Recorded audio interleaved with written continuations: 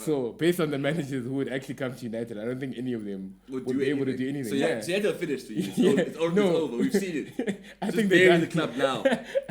I think they're done. I was harsh. I honestly feel he's tested us. No. He's absolutely tested But us. I don't think you guys realize how bad your squad is, though. It's fixable. Welcome back to an episode of Debates Never Die. I'm joined by Tab, so I'm joined by Rindai. Lads, it's great to have you here. Today, we have to discuss the state of managers in world football today. We've seen companies buying right to the top of the log. We've seen Xabi Alonso somehow, I want to say, lie his way to an invincible season. And we've also seen Mikel Arteta's Arsenal become the second best side in the Premier League, soon to be crowned as the absolute best, Tabsol. Yes. I hope so. You better hope so. But before we get into that, let's check on the lads. Rindai, how you doing, sir? No, I'm sorry about our last episode. No, that's cool. We've made peace. I'm okay. We accepted where Rodrigo is. We're all good. How you living, son? No, I'm good, thanks. How you doing? Nah, I'm good, dog. I'm good. Glad to hear it. Tabsol, how you living? I'm heated. Oh. I think the people need to know that before we started rolling, we had a very heated debate about the state of our clubs right now. So I'm in the mood. I'm ready to go. No, I'm glad to hear it. Because I think you have the most to defend. Really, we're talking about this new era of managers. Because it seems like you're still stuck in yesteryear. But let's not get into that right now. But one thing we can talk about, though, is we basically entered an era where the likes of Jose Mourinho is pretty much done. I think we all know we're not going to see Mourinho at a top Champions League competing side ever again. Yeah. Right? We've been able to fully lay him to rest. It's been great. Thank you for the memories. And we're looking at an era now where we have coaches that honestly are all fundamentally unproven. None of them have more than 3-4 seasons under their belt at the top level. And somehow, especially confusing is when you look at clubs like Bayern, for example. We have people like Vincent Kompany, and as excited as we are to see him succeed, we have people like that taking serious roles. How do you feel about the state of the football managers? I think right now, when you laid out the way you did, it's really cool to see that the fact that the Juventus manager Thiago Motta, brand new to this. We're talking about managing a big club. Yeah. This is company's first ever big gig. Arteta got a really big gig at Arsenal. Yeah. I think that is the way top clubs are going now, because what these younger managers promise to deliver is a style of play. Yeah. They're not managing based off reputation. They have no reputation when they arrive. They're not managing based off of what they've achieved. They've hardly achieved anything. This is literally them saying, I'm going to get this club to play this style of football. And then it's about getting owners and management to believe that we're going to go and compete at this level. I think Kompany was Bayern's 6th or 7th choice. Yeah. The mere fact that he was on the list, it was a bit crazy. After relegation, just shows you, okay, cool. They believe that if you give him a high quality of player and let him play the football he wants, you're more likely to succeed than by getting someone who has done it, who was good, who is tried and tested. So it is good to see. We touched on this in our last episode. The only thing I'm nervous about is the standards that these clubs have is very high. And if you don't achieve, is it fair to get rid of them based off not achieving success soon? Yeah. If Kompany doesn't win this season, does he get the sack? And if he does get the sack, who do you replace him with? Because then you end up in a manager spiral where now you're just trying to, you're turning over managers because no one is delivering anything, and you've got players who are used to a manager, then they get another manager. It's hard to build success like that. Yeah. So that's the only note that I'll say. It's a bit, it's not happening at my club, so I can rest easy. But for Arteta, you guys had to trust him to get through those first 2 years. Yeah. And now look what you've got him to do. Yeah. Not much, by the way. They haven't achieved a lot. But now look where Arsenal are. You say not much, but your head is hot. Why is that, Tabsol? We'll get there. But if Kompany plays amazing football and he started the league great and they taped to the Champions League, but then semi-finals they're out and then Leverkusen win the league again. Has he succeeded or has he failed? What is the metric for success? So that's the only thing I'd say is a bit touch and go. But it's good. Would I want United's next manager to be someone unproven? Probably not. But if that unproven guy is going to get these guys to play at a certain level better than the previous manager, then I'm all for it. I mean, the bar's not that high though, right? To get a coach better than Ten Hag. Right now, no. I think Van Nistelrooy, and I've said this jokingly in the past, I think that is United's next coach. That's a perfect example, right? Yeah. Do you give the keys to Van Nistelrooy? Because at United, I mean, based off what we discussed earlier, our standards are a lot higher than yours. You guys expect a lot from us. You expect more from us than your own club, clearly. So, is Ruud going to be the guy to give the keys to? That's a big decision. And then if he doesn't do well, then you get rid of him. And then you back in this manager spiral. So it's tricky. So I'm sorry to the listeners for what I'm about to do because my head's too hot to just like that slide. You say Arsenal fans expect more from United than you do. No. You do. No. You do. I expect you guys, as often the highest spending side, right, to look like the highest spending side. You're meant to look like a good team. And you're not. You're not. And that's not like a random thing. I was saying your standards for us are higher because when I was talking earlier about the trophies that we've won and the relative success we've achieved in the last years, you were downplaying it. Yes. Whereas if we gave that success to you over the last 2 years, I don't think you downplay it. I don't think you downplay a Carabao Cup and an FA Cup back-to-back seasons. I don't think you do it. So even if we had one of those things, right, I think the difference is we'd still be thinking, okay, but we want the league. So all those other things would be, for us, like, placeholders. Like, until we actually win the thing, I don't think good. you can say... we'd be happy to have won the Carabao Cup against Newcastle. But in that season specifically, when you guys did it, matter-of-factly, everyone would have said, okay, please go beat City, though, when you play them. That's the bigger thing. So the things that you guys are flexing, for us, it's just like, it's cool. It's not a flex. It's really cool. It's a reminder. It's a reminder. But you guys are better than Newcastle. Because we had a discussion about the squads and the quality. And I just want to remind you guys. Oh, no. This started because you were talking about Oli being better than F. Yes. And he's not, since we're on the topic of managers. Because Ten Hag he failed to manage Ronaldo, Sancho, and Varane's arrival. And then he got sacked because he lost the dressing room. Okay, so because F has not lost the dressing room and he's in his third year. So what has F done wrong? He's lost a huge player every single window. He lost Ronaldo and Sancho, who by the way is going to do well at Chelsea. Oh, we lost Sancho. You're 65 M signing. You're 65 M signing. Who I told you would flop and who you said, oh no, I'm going too quickly. Yeah, that's the issue. A lot of the time, you had no basis then. I was guessing where I looked at him and said, where would he play and how would he succeed at United? But those are people being an early adopter. I tell you ahead of time. Those are decisions that are above the manager's head. So let's keep it. Let's bring it one tier down. Now it's above his head. Let's bring it one tier down. Can't do it. Let's bring it one tier down to the managers. I don't think that you can sit here and tell me that Oli is better than F. I think because we watched Oli's football at its best and we watched it become its worst. F has just been up and down. He hasn't given us a high, but at no point have you thought, wow, like this guy is worse than Oli when you watch the team play. I definitely have. I have. Other than I think maybe in big games only. In terms of his general approach, that's a pretty big metric now. Yeah. When you play against the sides close to your spending level, if you can't compete there, it might be an issue. But if you're getting outmatched by teams, do you think Oli extracts more out of this current team than F? Now, based on what? He knew how to manage Rashford for one. He must go then. What do you mean? Get rid of Rashford. See, the issue with what you're saying now is just... No, do you think right now, last season squad, with Johnny Evans, with Luke Shaw being out, Mlalazi was dead, like, do you think Ole was going to do better than F did last year? Ole wouldn't have signed Anthony, Ole wouldn't have signed Mlalazi. No, with that squad. Why are you giving him the squad that Ten Hag built? Yeah. He made your squad. What squad was Ole going to build? He had built a better squad. You guys were better 3 years ago than you are right now. He had Greenwood. Greenwood would have been gone. He was given Sancho. Varane was dusted when he arrived.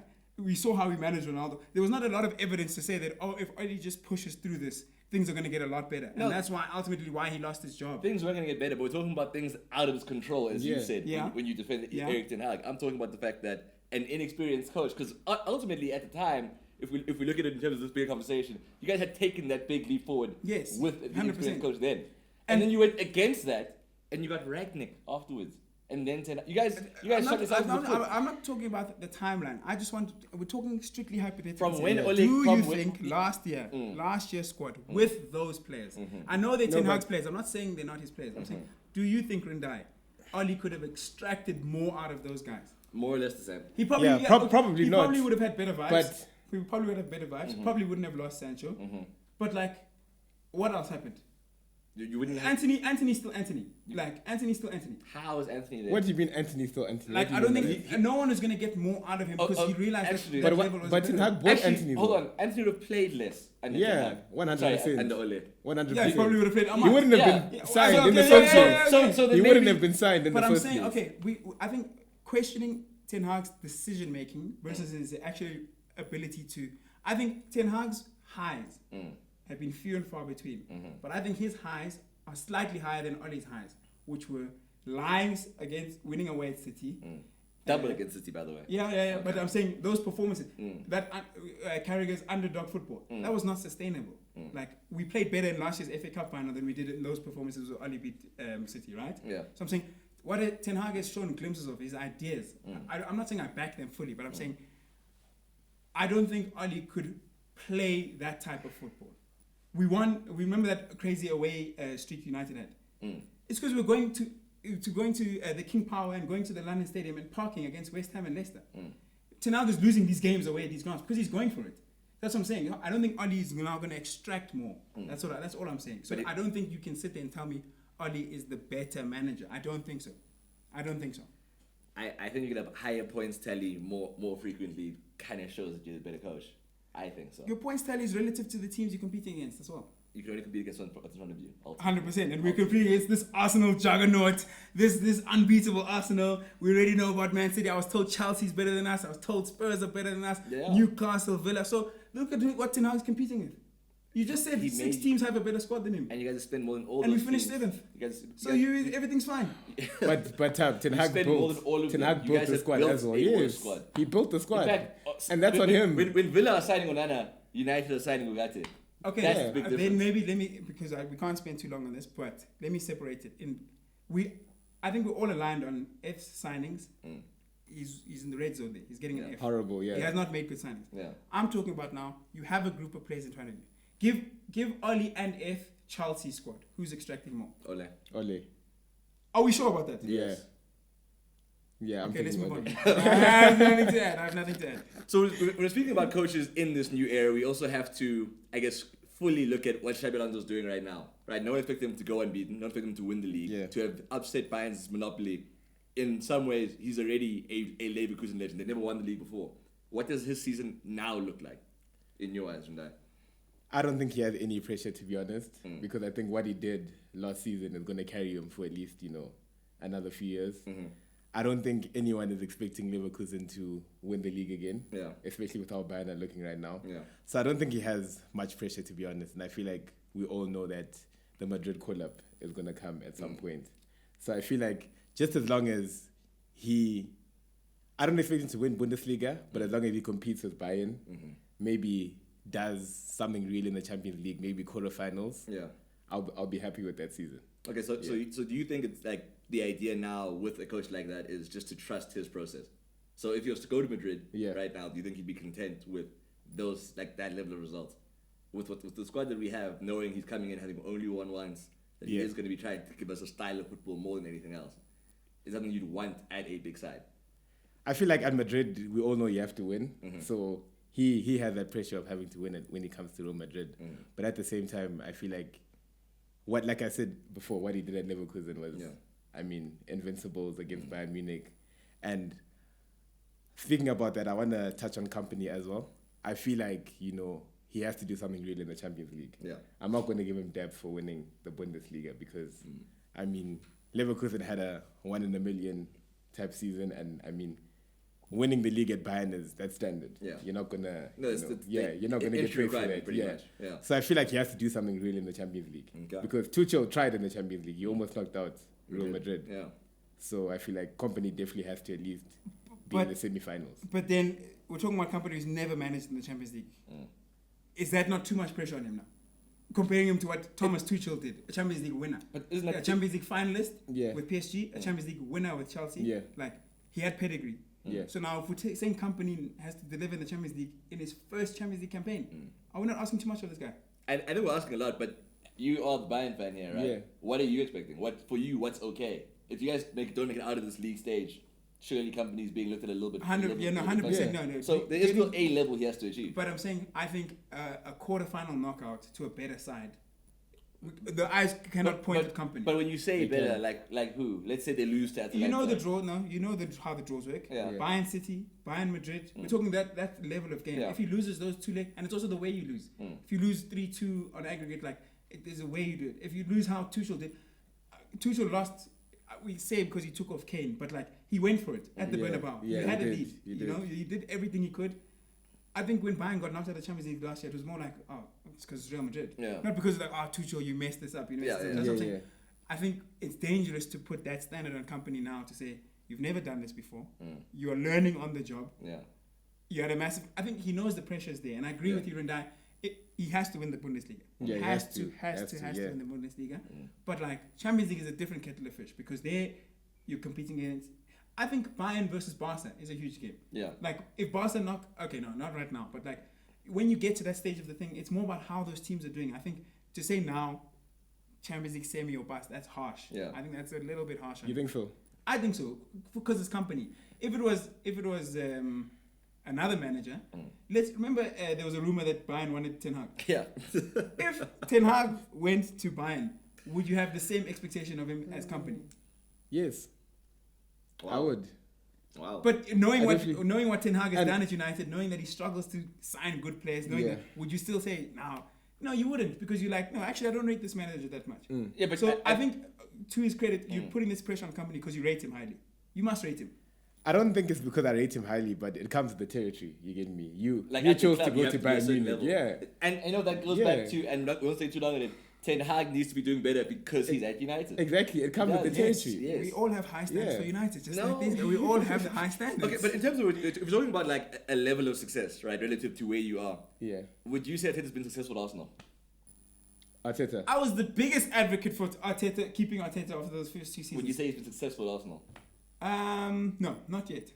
So he has potential to achieve success, but then he's trending. He's going this way. He's going this way. Yeah. But he's approaching a wall. Yeah. A wall that the team will inevitably hit, because certain players can't keep up this level forever. Yeah. And this wall is time bound. Yeah. So he's approaching this wall. Yeah. He has to win before he hits the wall, because once the wall gets hit, it's going to be things about, okay, Arteta, we need to replace him. Saka's not at this level. We need to rebuild this team. Yes, you were telling me about it's a young squad, but things will have to change. And I don't think I'm yet to see a project. Remember we discussed projects. A project almost succeed, get stripped apart, and then succeed. It's going to be a start of a new thing. Yeah. So you have. That's what I think. I agree with you guys being bullish about the league. Yeah. And I keep saying you have to win the league. I don't think you will, and I'm struggling to see how. But you better pull this one out, because it has to be unequivocal. Yeah. You should not be asking me this time next year, has Arteta been successful? That's unacceptable. So we talk about the levels of success that company must try and achieve at Bayern, right? It's relative because they know he's a new coach. They know that he can't win Champions League immediately. Controversially, I do believe that Arteta has already been a success as an Arsenal coach, even as he is. Purely because his job was to make Arsenal competitive again. That was the expectation. There we go. But right? So you can't then move the goalpost at this point, because he's at this point, and say, no, if we don't win the league, Arteta wasn't a successful coach. So wait. So I'm trying to say, like, ultimately, when you know you are subscribing to a process, when you get to a certain level of like an appeal about your club, because we're saying it's fine if London doesn't win the league this season. We're saying just one league title hypothetically stayed for like another 4 years, he'd still be a successful coach because he did do it that one time. So am I correct in saying, but standards move? I'm not moving the goalpost. You have to revise your expectations. No, 100%. That's how it works. We won more and more, and he wants the league title as well. Yeah, but 100%. But he'd still go down when he eventually leaves Arsenal as a successful coach. That's what I'm saying. There's I think Arsenal. his job after Arsenal is probably bigger than Arsenal. It's probably a Barca job. Okay, but let's go back to what you said. Arteta succeeded in his mandate to make Arsenal competitive. Yeah. Is that still the mandate? No. So if the mandate's changed, you're not moving goalposts. It's a new. You have to be starting again with the expectations. My point is, whenever he leaves Arsenal, he leaves as a success regardless. And I think that's something. I don't think so. If he leaves tomorrow, I don't think so. I think yes, you'll appreciate what he's done. Yeah. But you guys as Arsenal fans he are not gonna. He laid the foundation. I don't think you guys will react like this. I think you're saying it now, but I'm saying if you look back at the past 2 seasons, and you're not gonna look back and. I had this conversation with you earlier. These are not your moments of euphoria. You're not going to be like, take me back to the Arteta finishing second place days. You're not going to look at. You're going to have a different feel about it, because you're like, damn, that Villa game, man, we were so close to winning. That's how you're going to think of it. You're not going to be like, true, Arteta statue next to Wenger. You're not going to do that. I'm not going to say the legend. I'm talking about the way you look back on it. If your standards have changed, I think what you look back on will also change. You're not going to look back on him winning that FA Cup with Emery's team. I still do. You're not going to look back on the 2 8th place finishes. You're not going to look back. You're going to think about most recent. We came really close to winning the league twice, and it's going to be it's going to be better for you guys. Yeah. So, yes, I don't disagree factually. He has been a success, but right now, when you ask me the question, right now with our revised expectations for Arsenal, I said not yet. Okay. He has, and that's what I'm saying.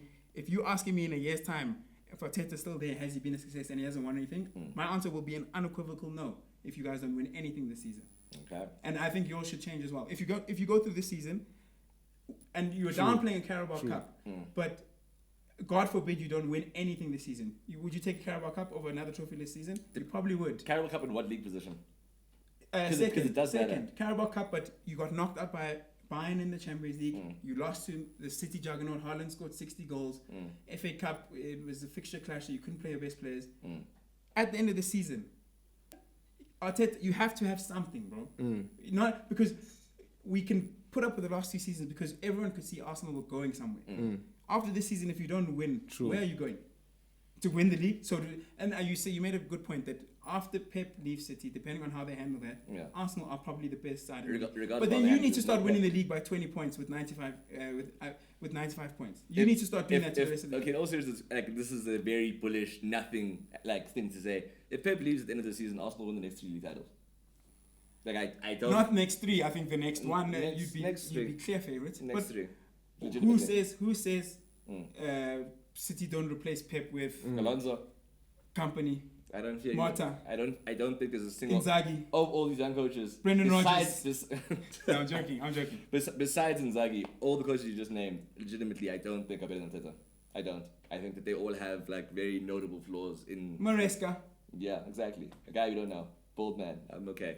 I'm cool. So it's a hair thing. Yeah, pretty much. Okay, then we need to move on. That's where all this haters for F is coming from. It's a hair thing. But look, I hear what you're saying, and I think at a certain point in time, you're right. The goalposts do have to shift. But I think when you look at clubs that are truly rebuilding, I think in Company's case, it's unfortunate because he is at the side in this country, right? Or in Germany, right? I think someone like Thiago Motta, the expectation isn't to win a league title. The expectation legitimately is make Juventus solid again. If he does that for 3 years, I don't think Juventus. I'm not going to speak for all Juventus fans, but Juventus is the biggest club in Italy. Yeah, and I think the standards there. I think the standard. You're talking Madrid, Bayern levels of demands there. I don't think so. I don't think they're content with being competitive. They want to get good again because they know what Juve can do. They'll give Mata time. I think he'll have more time than he would at a Madrid but I would be cautious. Mata could lose his job this season. I'd categorize Mata's level of success the same way as what Arteta had to do at Arsenal. Because I don't think so. Because of the squad quality and the financial limitations around Juve right now. I think the expectations at Juve are higher for me. I think Mata could lose it. You saw what they did to Pirlo. Don't be shocked if the same thing happens to Mata. But Pirlo took over the side that it just won the league. It's a different time. I just think, that's my interpretation of the demands at Juve. I have Juve in that tier where the expectation is so they've failed in the last year. The fact that Inter's run away with everything, that's a sore spot for Juventus fans. 100%. And they want to get rid of that ASAP. They're not going to settle. They don't settle at Juventus. So that's one to keep an eye on. But I have a question for you guys. Yeah. We're talking about managers' expectations, levels of success. Manchester United's next manager. I think it's inevitable, and it hurts me to say it. Manchester United will need a new manager. If not in the next 3 months, 6 months, 12 months. Okay, cool. Who would you actually back to get the most out of Manchester United? Would you put your backing behind a Tuchel, I'm going to say Pochettino, even though I don't want Pochettino, but a Pochettino, an experienced manager? Or do you go for a company? Do you go for a route? Do you go for and based off this conversation we've had about we all on the same page about the expectations of Man United, what needs to change? We all know that the level of football that they play has not been at the standard for the last 6, 7, 8 years. So do Man United need a football coach or do they need to win? They need a coach. Like a company. Like a company. I think United needs something new. In its entirety. I think it's unfortunate because you did have it with Ole, but I think you need something that your fans just believe in a bit blindly for a while. It needs to just be something where you're attached to who your coach is. So when I say Van Nistelrooy, on some levels, he was pretty good at PSV, right? He did show something. But I think more than anything else, United kind of need a figure that they are attached to. Because I think what's really tough about Ten Hag is I think no one really likes Ten Hag. True. You don't want to see his interviews. He does not represent the Manchester United fan. Yeah, he doesn't. Who was it? Was it Bones? Bones, I hope you're watching. I told Bones about his charisma last year. Bones was busy telling us, no, you don't need charisma. Klopp represented Liverpool. They felt represented by him. Arsenal fans, you feel represented by Arteta. City fans, are there any watching? They feel represented by Pep. True. That connection, it's key. Huge. It's huge. It's almost the entire thing. It's huge. Honestly. And it varies on different scales. Ancelotti doesn't speak for all Madrid fans, but Madrid fans would die for Ancelotti. You know what I'm saying? No one would die for Ten Hag. No one. But then, Rude comes. Yeah. Ollie comes. Yeah. And now you have to turn on one of your own. That's hard, bro. Yeah, That's hard if they don't deliver. Yeah, for sometimes that's what has to happen. I think it's just what you guys need to do while you figure out your new ownership structure. You need someone that can just hold it and take the blows better than someone like Tuchel who's going to come in and say, I didn't build this. Like a more experienced coach right now is going to come in and deflect and say, I didn't make this mess. I know the reason for this. Like, you need someone that cares about the club, that sees being in the club as an honor. Okay, and then just do you think there's a manager right now, a young manager, who can? Because remember, I'm saying can take over F's squad, and you guys keep telling me F built the squad. That's what we have. Yeah, you can only play what's in front of you. You can only play the players in your change room. So, do you think there's someone who can extract the most out of F's squad, or has he actually taken us backwards with these signings? I feel like he's taking you guys backwards.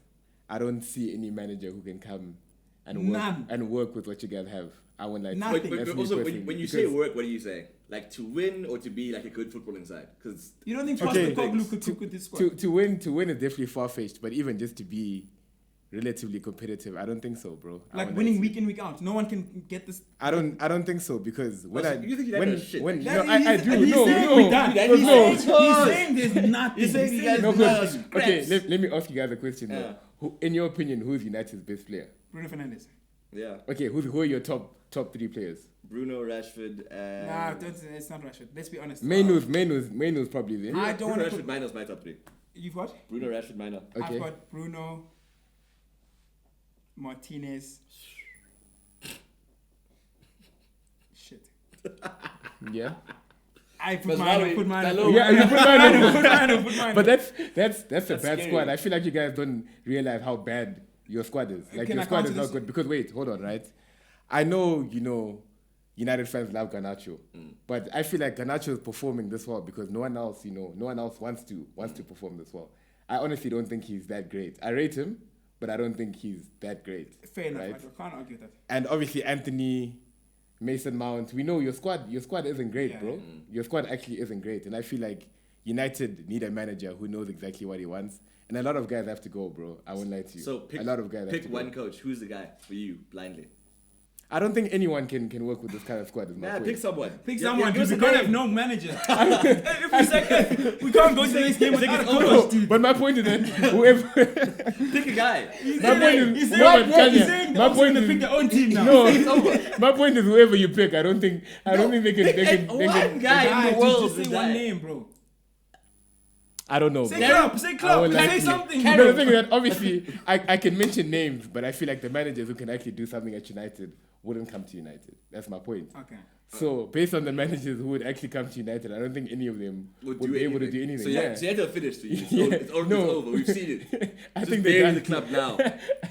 I think they're done. I was harsh. I honestly feel he's tested us. No. He's absolutely tested us. But I don't think you guys realize how bad your squad is, though. So to but it's fixable. I think you... Okay, how is it fixable? Bro, first of all... Some contracts need to be terminated. Yeah. Okay, no, but...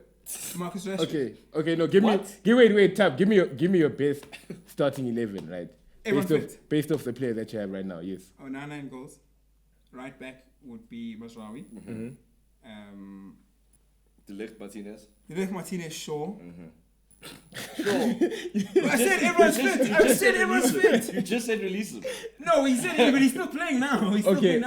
And sure. Do you think that's a good defense? Like, do you think that back? Do I back them? Porro, Van der Ven, No, I'm just saying. Do you think Udogie? If Porro, Romero, Udogie, and Van der Ven can cook in the Premier League, can be decent enough. Yeah. If Fabian Schär, Sven Bodman, Dan Burn, and Kieran Trippier last season can be a Premier League back four. These are all sides. If Ezri Konsa, Pau Torres, Luca Dean, and Cash can be a back four. Pau Torres is better than Martinez, by the way. But that's fine, but I'm saying if those are back fours, there's no reason why the back four I named can't be competitive in the Premier League. Have you ever looked at our back four? First of all, they don't play together. The back four changes every week. Yeah. I don't want to get too much into United, but yes, that back four is not a problem. Okay, midfield? No, we just signed Ugarte. Yeah. So Ugarte, ideally Ugarte, Mino, Bruno find a way to work. Yeah. That's our best. Ugarte, Mino, Bruno. Yeah. Ugarte sitting, Mino get him away from the first phase. Bruno doing what he does. I don't think that's a great midfield, but anyway. Okay. Anyway, go on. Front three, yeah. Personally, because the United's front three is all dependent on one guy. and how much you can get out of him. Yeah. Rashford on form will be starting with Højlund On and form. Ahmad. But that's No, what but I'm I'm saying. saying everyone fit. Everyone, that's Who's what I'm saying. starting in your front Rashford's three? fit a lot, but he doesn't do Yeah, it. that's what I'm saying. That's what I'm saying. So who's starting in your front three for you? Rashford, Højlund, Ahmad. That's a dead front three, bro. I can't lie. I have to ask you Actually this. that's a dead front Who is three. United's savior in your eyes? Because you can't say Tuchel. He said no. Of the coaches Now we currently can get available. Tuchel. We still have Paul. He said no. Don't worry Already. about it, man. Alright. We can get Tuchel if we want to. Okay, so United are dreaming of Tuchel. That's what we're left with. No. In a time when teams are moving towards new, bright, young coaches, United are going for a coach that's currently on his Mourinho trajectory, having left PSG, having left Chelsea, having left Bayern. Yeah, no, I And don't now think... that's the savior. Tuchel will give us something for like 6-8 months. Yeah. Then... And then you're in the same exactly. situation. I don't trust Tuchel with so 2 who windows. is United's new leader? I need that from you. It has to fix his stuff. He fixes his story, bro. Who's the coach, brother? Ten Hag has to fix his story, bro. That's all But we can do. but that Rindai front might- three, Rindai Tab, might that be front right, three you okay. mentioned, really, that's not a front three, dude. No, like I won't lie. Objectively, That's- is Havertz, Martin, Saka Yes. is Yes, world yes, class. yes. No, that, No, Yes, they it is are a front better. three. Havertz, Martinelli, and Yes. Saka. Yes. But like, yes, they're all capable of like 15 goals. a yes, season. Yeah. yes. That's a Yes, much but better maybe- front but three maybe than it should be United's 15 front three. goals. I think where you're coming from is based off Rashford. I think your opinion on our whole No, it's front not, three it's not is even based off what you Rashford, get bro. from Because Rashford. when I look at Højlund, I mean, They still Was he- there's a he- player there. Oh, this there's- guy's a Højlund hater. okay. I'm not. I have an agenda against Højlund, and Okay. I'll lie. We have to wrap this part up. Thank you for tuning into this episode. Guys, Unfortunately. let us know who you think the next Manchester United manager should be, and let us know if Arteta's a success or not. We really need to know from you guys. But thank you so much for watching. Thank you. This guy, No, I but forgot about his Højlund agenda. Tab.